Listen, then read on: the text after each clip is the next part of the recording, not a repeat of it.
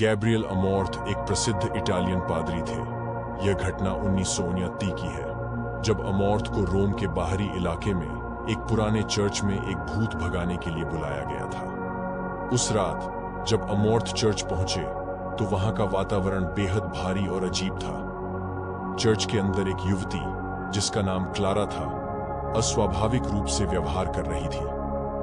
उसकी आंखें अजीब तरीके से घूम रही थीं और वह बेहद अशांत लग रही थी।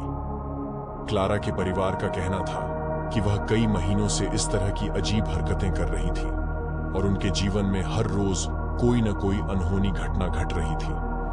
अमोर्थ ने क्लारा को शांत करने की कोशिश की, लेकिन जैसे ही उन्होंने पवित्र जल छिड़का, क्लारा की चीखें और भी जोरदार हो गईं। उसकी आवाज में एक अजीब सी गर्जना थी, जैसे कि वह एक मानव की नहीं बल्कि किसी दानव की हो।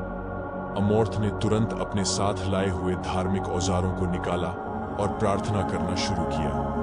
प्रार्थना के दौरान क्लारा ने अचानक अपनी आवाज में बदलाव किया और बहुत ही घृणित और भयानक भाषा में बोलने लगी। अमोर्थ को स्पष्ट हो गया कि यह मामला साधारण नहीं है, बल्कि यहाँ पर एक शक्तिशाली दानव का कब्जा है।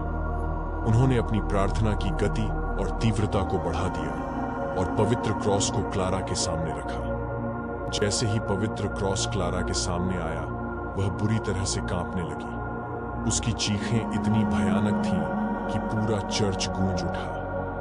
अमोर्थ ने अपनी प्रार्थनाओं को जारी रखा और धीरे धीरे उन्होंने महसूस किया कि दानव की शक्ति कमजोर पड़ रही है। करीब 1 घंटे की लगातार प्रार्थना और संघर्ष के बाद क्लारा अचानक शांत हो गई। उसकी आंखों में एक अजीब सी शांति और राहत थी।